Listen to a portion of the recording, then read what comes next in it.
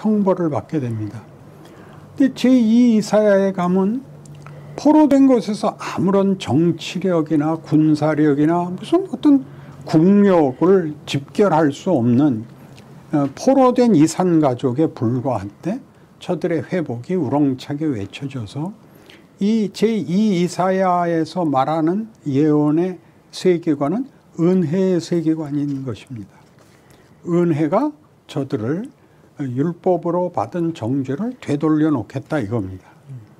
근데 우리가 알고 있었던 역사적 신앙관에서 우리가 살펴본 대로 의하면 은혜가 먼저 왔죠. 그리고 율법이 오죠. 그리고 이스라엘은 율법에 의해서 멸망을 당하는 셈이죠.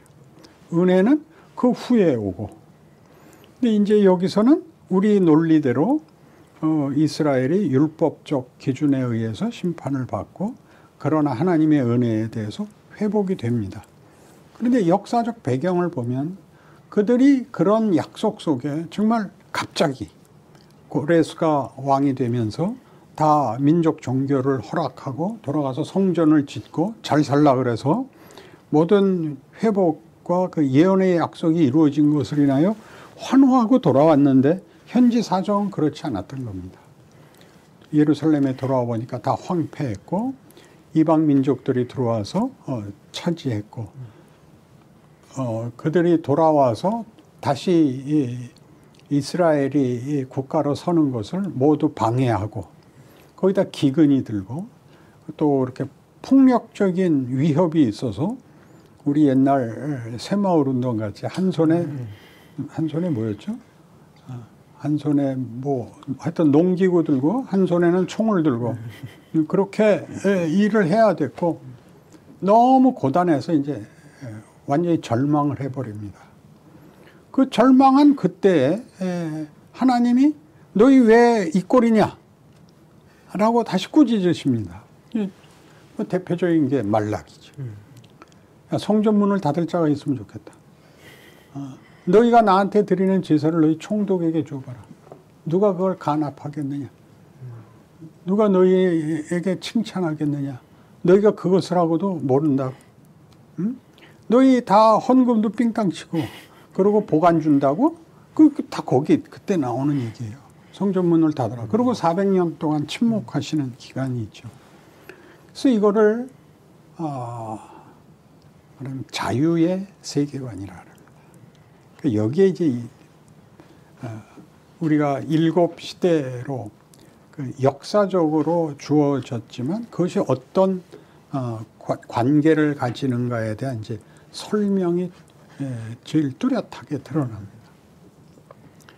어떻게 되냐 하면 율법에 의한 결론이 율법으로는 정죄될 수밖에 없는 걸 뒤집는 은혜가 오는데 그 은혜를 받은 자들에게 다시 율법을 요구하는 것은 첫 번째 세계관으로 돌아가는 것이 아니라 율법에 의하여 정죄를 받고 은혜로 용서를 받은 자에게 즉 어차피 은혜로 결론 지을 것을 왜 율법으로 정죄하느냐라는 이 과정이 우리에게 이해가 안 되는 이 결론으로 와서 다시 왜 은혜를 받았는데 그 꼴이냐 라는 꾸중은 가능한 것이냐 논리가 맞는 것이냐 이게 제3세계관이에요.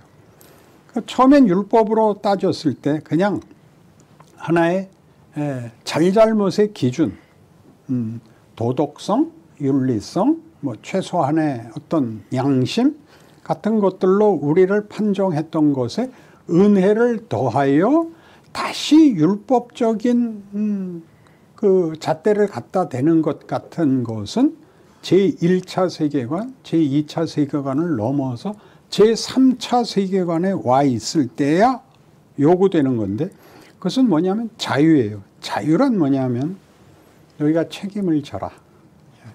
제1차 세계관에 있었던 잘잘못에서 은혜를 입음으로써 이 잘못이 잘못으로 끝나지 않고 은혜에 의하여 회복되는 것이 다만 과거의 잘못을 지우는 죄를 면제하는 것이 아니라 어디로 키워 올라갔다는 거죠.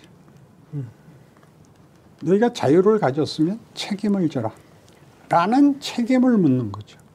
그러니까 처음 율법에서도 책임을 묻는 거였지만, 그때는 잘잘못을 물은 거였지만, 이제는 너는 이제는 철이 들어야 된다. 너는 분별이 있어야 된다. 너는 책임이 있어야 된다. 이게 제3차 세계관인 거예요. 그러니까 이런 차원에서 우리가 성경에 일어난 일들을 보면 왜 하나님은 타락을 했는데 타락한 결과를 받아들이시고 약속을 주실 수 있는가? 그들이 다만 무흠하고 죄를 짓는 적이 없으면 되는 그런 인간을 만든 것이 아니라는 얘기죠. 잘못을 할 수 있는, 그리고 잘못을 깨우쳐야 되는, 그리고 잘못을 스스로 넘어설 수 있는 어떤 더한 것을 받아서, 은혜를 받아서, 은혜라는 것은 그런 차원에서 그러니까 잘못을, 죄를 씻는, 잘못을 면책받는 정도가 아니라 그 경험이 그들을 철들게 하는 거죠. 은혜란 그런 뜻이죠. 그러니까 우리에게 뭐가 있어야 되냐면 해봐가 있어야 되는 거죠. 해봐. 했더니 어땠어? 잘못했지. 잘못했다는 거는 도덕성으로만 우리는 이해를 하는데, 애한테 축구를 시킨다고 생각해 보세요. 이렇게 공을 굴려주면 애가 도망을 가. 야, 이건 공이야. 겁낼 거 없어. 이렇게 손으로 안아봐. 떨구고, 머리 돌리고. 괜찮아. 해갖고 놓고 차봐. 찼더니 헛발질하고 뒤로 자빠지고. 괜찮아. 다시 차봐. 이러는 식이에요, 말하자면. 잘못을 하면 뒤로 넘어지면 혹이 하나 달리지. 당연히. 그건 예도 들었어요. 승질에 나서 창문을 깨면, 그러면 춥지, 겨울에 창문 깨면. 그런 걸 당하는 것이 벌을 받는다는 것보다 더 크다 이거예요. 왜? 은혜가 하는 거예요.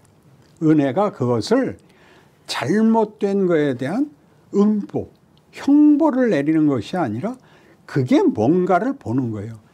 하나님이 하지 말라는 거, 선택권을 내가 행사한 것이 불순종의 선택권, 하나님이 약속하시지 않은, 기대할 수 없는 걸 붙잡음으로 인해서 만들어진 결과를 경험함으로써 이건 아니다를 만들어내는 시간을 가지고, 이건 아닌 것을 지워버리면 전부가 아니라